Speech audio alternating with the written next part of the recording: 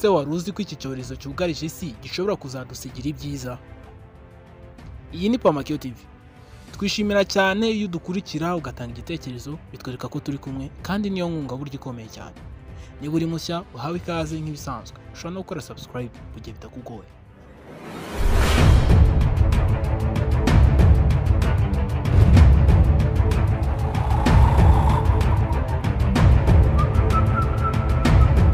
Nubwo benshi bashobora kubyumva, bashobora kugira ngo harimo ubusazi, nyamara siko bimeze. Ahubwo burya ikintu cyose cyaba cyiza cyangwa kibi kigira ingaruka ziri mu bwoko bubiri. Harimo ingaruka mbi zishobora gutera ikibazo ku bantu, ariko nanone hakanaba ingaruka umuntu yakwita nziza, ahanini biturutse ku kamaro zagira ikiremwamuntu.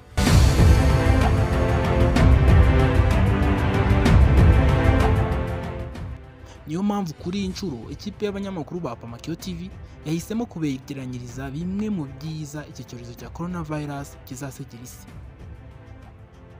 Nubwo nta wamenya neza igihe iki cyorezo kizarangirira, ariko icyo umuntu yakwemeza neza ni uko kizarangira ubuzima bugakomeza. Abo gihitanye kikabahitana ndetse n'aba warokotse bagakomeza kubaho. None se tubivuge gute? Ku ruhande rw'abatakaje ababo bizabagora kubyakira, ariko nanone hari byinshi mu mpinduka zizaba ku isi mu gihe iki cyorezo kizaba kirangiye ku isi yose.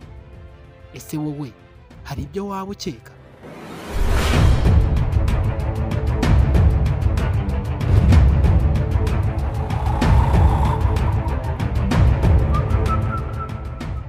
Reka nkubwire icya mbere. Ikirere gishobora kuzasubirana umwimerere wacyo.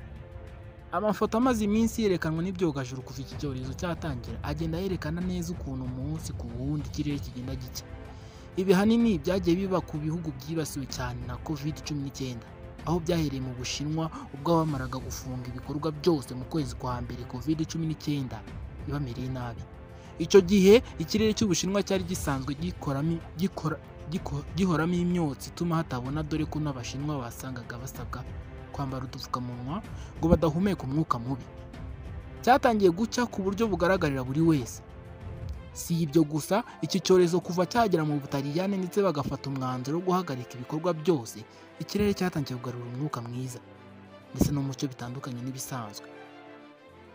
Iba benshi bemeza ko byatewe ahanini n'igabanuka ryo ku rwego rwo hejuru ry'ibikorwa byanduzaga ikirere, birimo inganda zikomeye, imodoka zabaga zuzuye imihanda, indege zabaga zuzuye ikirere ndetse n'izindi mashini kuri ubu zitari gukora. Guhumanya ikirere bifatwa nk'impamvu ya mbere ituma ikirere gihindagurika, ariko nabyo bituma biza bihitana abantu benshi byiyongera. Reka nkubwire icya kabiri. Ubumwe bw'abatuye isi. Kuva iki cyorezo cyakwibasira ibihugu bikomeye ku isi, hamaze kubaho amasezerano agiye anyuranye y'imikoranire hagati y'ibihugu ubusanzwe bitaca guhaka. Amwe muri ayo masezerano harimo nk'aho Uburusiya bwemeye guha Leta Zunze Ubumwe za Amerika ubufasha mu kurwanya COVID-19. Si ibyo gusa, kandi igihugu cy'Ubushinwa cyahaye inkunga ibihugu by'i Burayi birimo Ubufaransa n'Ubutaliyani, ndetse binavugwa ko cyemeye kuzafasha Leta Zunze Ubumwe za Amerika.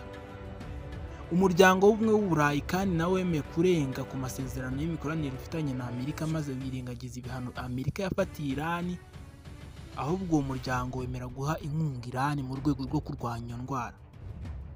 Bivugwa ko kandi Perezida Trump wa Amerika yaba yaragiranye ikiganiro na Kim Jong-un wa Korea ya Ruguru, amusaba ko yamuha ubufasha mu kurwanya COVID-19.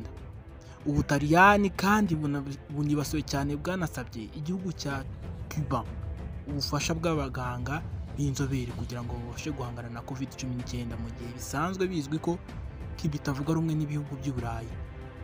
Ibi byose rero ni imwe mu mpamvu yerekana ko nyuma y'iki cyorezo guhangana kw'ibihugu bimwe na bimwe kuzagabanuka.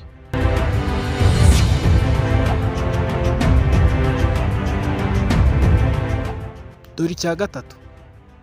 Gutera imbere ku buvuzi.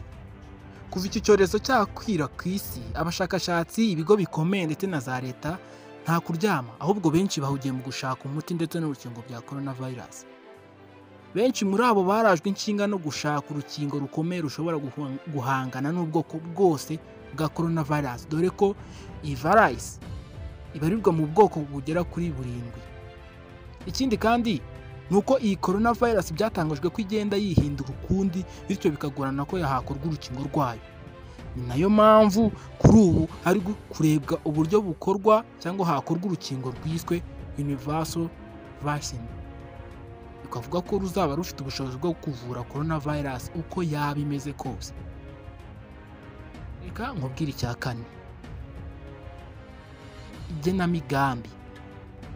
Iki cyorezo kikimara kwaduka, ibihugu hafi ya byose ku isi wasangaga bivuga ko ikibazo cy'ingutu bifite ari uko nta mafaranga bifite mu ngengo y'imari yo guhangana nacyo. Ibyo rero byatumye ibihugu bitandukanye bifata amafaranga yari yarateganyirijwe ibindi bikorwa biyakoresha mu kurwanya coronavirus. Abahanga batandukanye rero bemeza ko nyuma y'iki cyorezo ibihugu bitandukanye bishobora kuzashyira ingengo y'imari yihariye yo kurwanya indwara z'ibyorezo mu gihe zaba ziteye. Izi ngingo zose rero hamwe n'izindi turi gukusanya, abahanga batandukanye bazifata nk'aho ari bimwe mu byo coronavirus izasiga isi cyangwa se izasigira isi nk'ibyiza. Wowe urabyumva ute?